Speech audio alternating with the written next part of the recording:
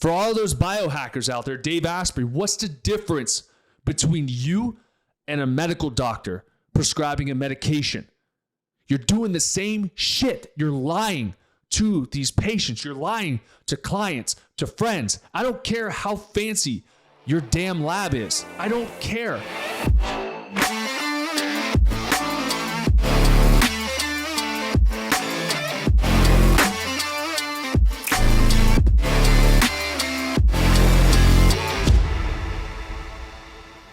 All right, everybody, let's get fired up again. So this one, last episode I got pretty fired up. This one I'm probably going to be more fired up with. And it was actually hilarious because, if you listen to my intro into my podcast, I bring up, biohacking your way to health, right? Or like biohacking your health, et cetera. Like these are topics that I like to talk about. And so one of my team members was like, you mentioned that you kind of hated biohacking in one of your podcasts. Like, what do you mean by that? Like, do you want to record a new intro? And I'm like, no, I don't.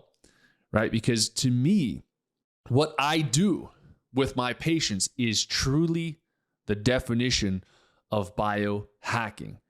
And it's changing your biology. It's changing your genes. It's changing the way that you show up in this world. That is biohacking.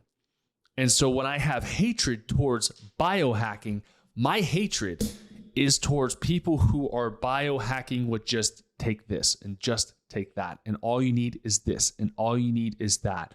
Because when I'm done with people and their protocols, they cruise into the sunset with their newfound results. Their body is better. Their mind is better. Their soul is better. They show up better. They are just better. All of them, every single one, better. Even halfway through care, better.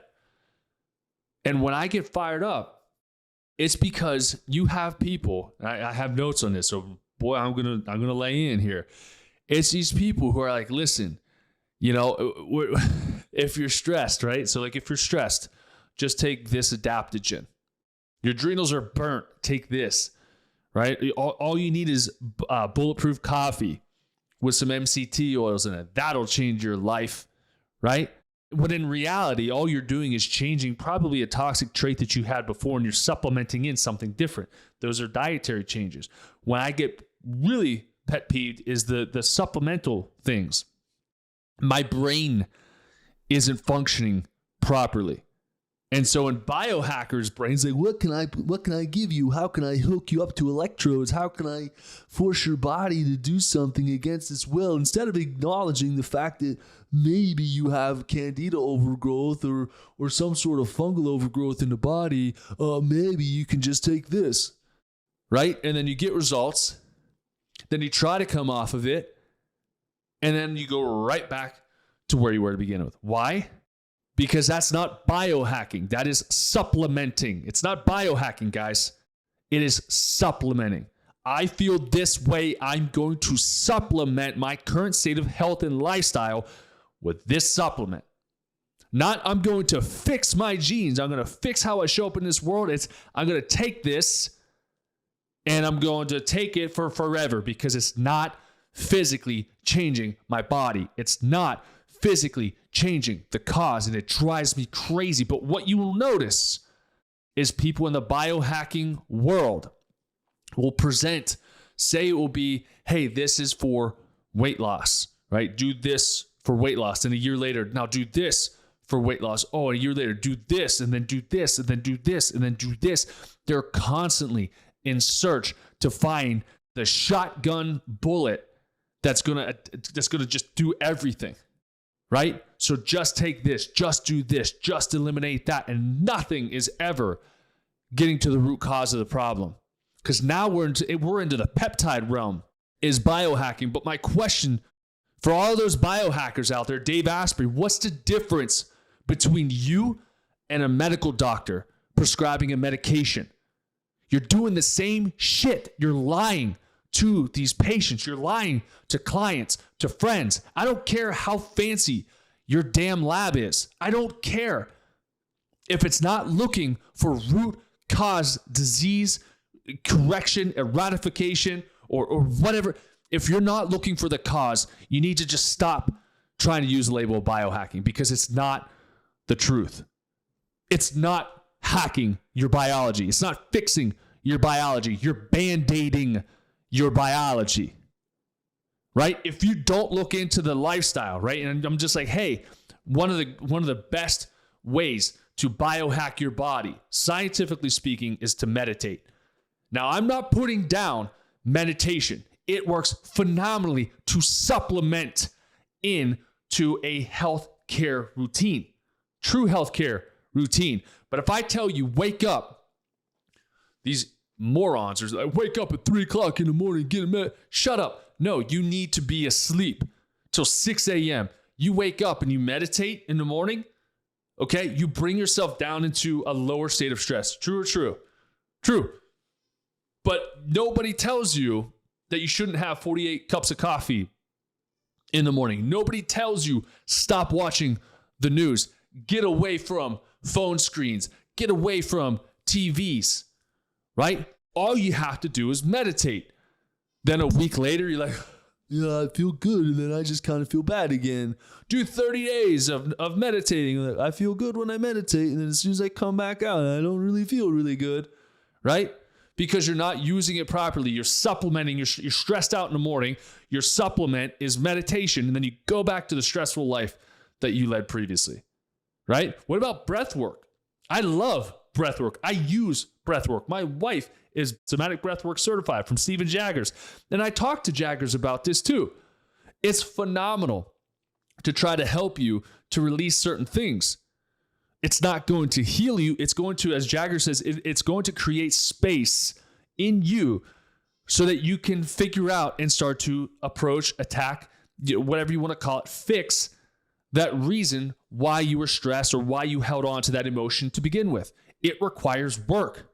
And if you get addicted to breath work and I do breath work every week and I release things, you're going to be screwed. If you do that for an entire month or a year, the amount of crap that you're going to overturn without being able to fix and correct is going to drown you.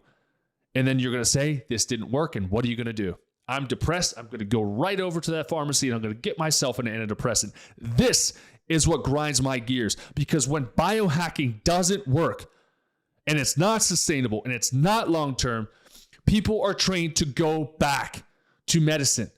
Now, there's going to be probably a half-life of people in the biohacking realm of maybe 6 months or so of trying something, and then they stop, and then everything that they were trying to biohack to begin with comes right back.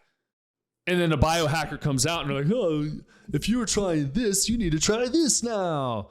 No, enough. You're not finding the cause. If you're trying to biohack it, not once is a test mentioned, then you're not biohacking. You're guessing, and that is not sustainable because you did not find the root cause. If you're overweight, there's a root cause. If you have PCOS, there's a root cause. If you have low T, there's a root cause.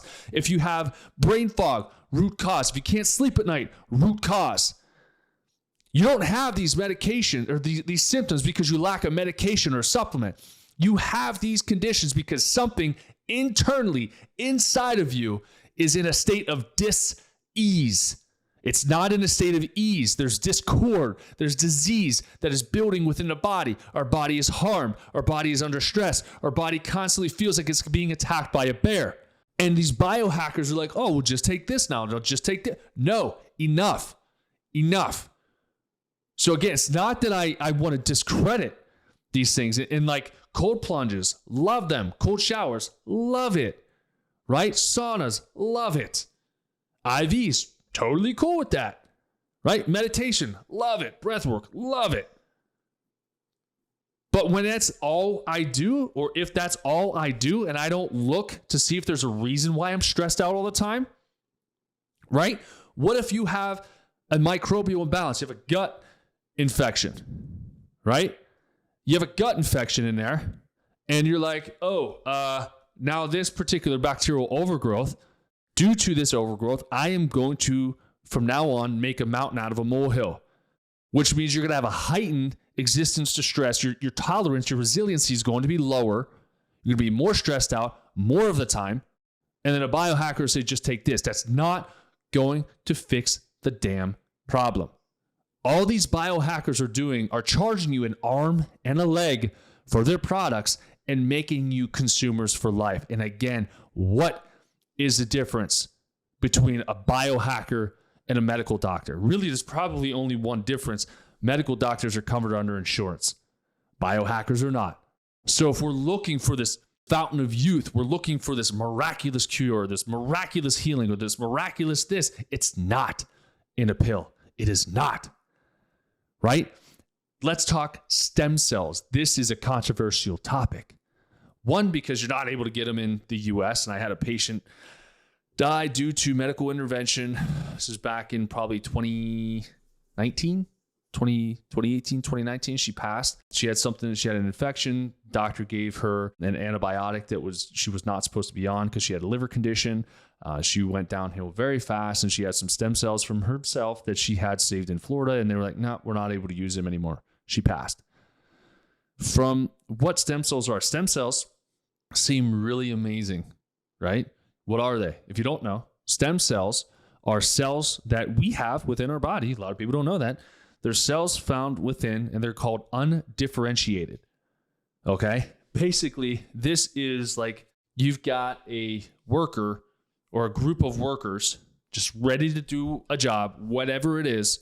They're just waiting to be told what to do, right? And so what happens is, say you've got an injury, right? Or we'll just go physiologically. Say your liver is damaged. Your liver is going to have stem cells around it. So if there's liver damage, your body is able to then tell those undifferentiated cells, hey, your job for today is to rebuild this damaged liver tissue. Go after it. Your body does it, and you do it successfully, right? Or kidneys. Hey, your adrenals are burnt out, your kidneys are inflamed, etc. So what do we need to do? We need to build a healthier set of kidneys, right? Or, right, you get your kidney removed because they'll say, oh, your one kidney can do the job of two. Why? Because that kidney has stem cells over there. And if it's your good kidney, your stem cell is able to make your other kidney larger and more effective so that you could do the job of two. We have them within us. Why do they betray us? Because we don't take care of our bodies. If you want to have the best, healthiest, natural stem cells, keep your body healthy. Your body will keep you healthy. Now, I understand there are limitations of matter, and you're like, I want to heal quicker. An example would be like a nagging shoulder injury. You have a torn rotator cuff, and it's either you do stem cells or you do some form of a surgery that's going to be horrible. By all means, go do stem cells, but also make sure that internal environment is corrected. So if you've had horrible shoulder press form your entire life, and you're trying to put 315 on a bar to press overhead, you did that your whole life with horrible form, and it tore your shoulders apart. Then you get stem cells in, and like, my shoulder's strong, and you go back to the same activity that wore it down and destroyed it. You didn't biohack your body. You just supplemented in some stem cells, and you're going to do the same thing again. You have the same pattern that built a disease process to begin with, right? And I know people who've done that, and one of which I know, I train with him. Him and Gavin, they do my workout routines, my nutrition. Ben Pekulski, BPAC, he had some shoulder stem cells put in there, and he understands this, and he's actually completely different than what I know him to be from when he was in bodybuilding. He's unbelievably smart. He understands the body. He talks about this stuff all the time, right? And when it comes to the stem cells, I know he has the best form out of anybody I've ever met in my entire life. It's crazy, his form. And you would like relearn the form. I think Gavin said he's going to come on the show, and we'll talk about this stuff. But again, if we do stem cells for that, but we still do the same lifestyle habits that damaged that joint, then what? Then those stem cells only work as hard as they can for so long, and then the shoulder tears again, right? Arthritis, joint pain. What's that? What's happening? There's inflammation in the joints. Why? Toxic diet, toxic medications, toxic gut health, stress. It's going to decrease synovial fluid production at the joints. So it's going to dry up. It's going to shrink. The discs are going to shrink, and you're going to be bone on bone, right? Biohacking, stem cells, but you never fix the cause. it might last you a little while. I don't know what the half-life is or the full-term life is on a knee replacement or knee after stem cells. But if you still keep living that same diet and lifestyle that made your knee give out on you to begin with, you're still going to have the same problem occur yet again. So it is not biohacking, right? Unless you change that lifestyle that made you sick to begin with, right? You have all these peptides that are out there now that are like, just take this, this will help you with this, just will do this, just take this medication off label for that, and it'll help with this. Find the root cause of your problem, and you will have success for life. We talked about arthritis. You change your diet, you change your lifestyle, you work on fixing the gut, right? Just curcumin, right? Curcumin, a lot of the time, they've done research on this, and they're like, oh, turmeric and curcumin, it's amazing, right? It's anti-inflammatory. But the best impact on turmeric or curcumin is the stuff that doesn't actually get absorbed into the body. It just goes through the digestive tract. Why? Because it kills certain fungal overgrowth, bacterial overgrowth. It eliminates biofilms, right? And you feel fantastic. It has nothing to do with the bloodstream, but what you have in the gut is going to have an impact on the bloodstream, because we're going to have that intimate connection of what we absorb, nutrients and things that we absorb from our GI into our bloodstream gets carried throughout our body, right? You want the fountain of youth. You want high testosterone. Figure out why your testosterone went low to begin with. Don't biohack it to death. You're going to shut down your body's own natural production, right? What if you have low testosterone and you're just pumping it full of testosterone? You're like, just take this, right? And we're just dumping more and more and more in. What's going to happen? You can have higher testosterone for sure, but if you have a higher conversion rate into estrogen, you're going to have gynecomastia. You're going to have prostate issues if it's going over to DHT. If you've got male pattern baldness, you're converting too much into DHT. And then you find yourself taking other things, right? Testosterone is known as like this huge biohacking thing, but if it's not used appropriately, it's going to cause serious harm to the body. Long-term high dose testosterone usage, not bodybuilder dose, but like just high dose usage, is going to cause more blood clotting. Okay, not talking about the COVID jab or anything, but it's going to cause more blood clotting to take place. The blood's going to get thicker, and we're going to have heart complications from it. Or we're going to have ED with high testosterone. And people are like, what the heck? How the heck do I have erectile dysfunction with high test?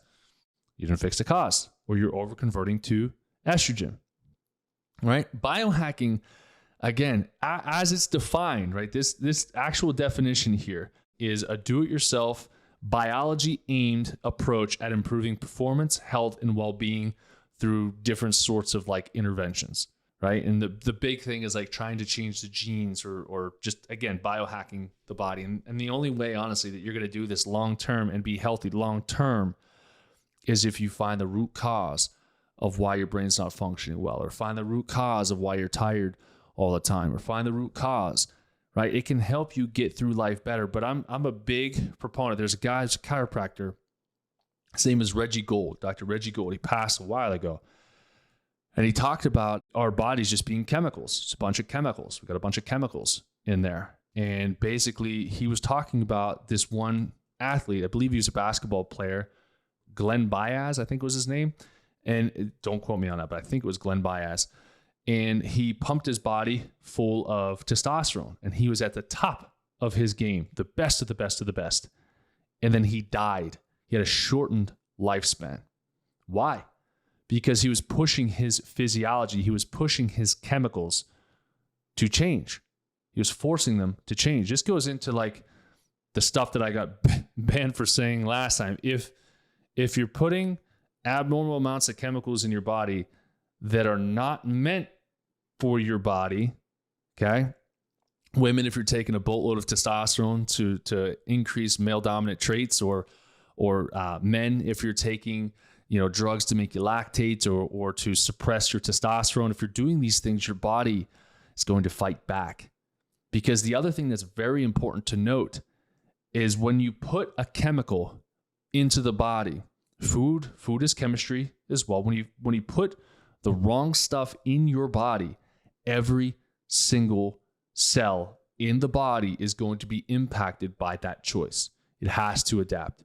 So if you have a ton of testosterone, your body's going to go through positive and negative feedback loops, which means it's going to increase or shut down certain things because you put something in exogenously, right? What if you have low growth hormone, right? But then you go and you dump growth hormone, you dump these growth hormone releasing peptides, GHRPs, into your bloodstream. But the reason your growth hormone went down was because your body was saying, hey, buddy, you've got a tumor here. If growth hormone's high, IGF-1 goes high, you're going to be growing the hell out of that tumor. But you still push it anyways. Your body's going to grow more of a tumor. You're going to have more problems. You're going to have more complaints. People don't think about this stuff, but every single thing that you put in your body is going to have an impact, widespread impact on every organ, cell, and tissue in your body. So when it comes to biohacking, how do I approach biohacking? Again, I do a lot. I meditate. I do breath work. I'll do plant medicine stuff too, which to me, that's like that's a biohack right there. I use we have these light deprivation masks that we'll use at bedtime now. Like I have all kinds of stuff to biohack. However, that is not my cause correction. That is to help to prevent further damage or to help me to accelerate further in the right direction while my normal internal body physiology is optimized, right? I run my own stool test on myself. I do my own protocols. I run my own adrenal panels. I fix my own adrenals. I work on my sleep. I exercise. I move. I try to reduce stress as much as possible. And everything that I do is what I do with my patients. And then how to analyze the biohacking will be like, hey, might not be a bad idea to throw this into the mix. A simple biohack is to get outside in the morning and try to look at some sun. It's going to recharge your melatonin for that night's sleep, the next night's sleep. It's biohack, right? It can help to reset the HPA axis. But if you're doing that while you're doing toxic traits that made your cortisol shut down to begin with, well, that's not going to really do much, right? There's ways that we can use biohacking along the way to get you to an optimal state while correcting the cause.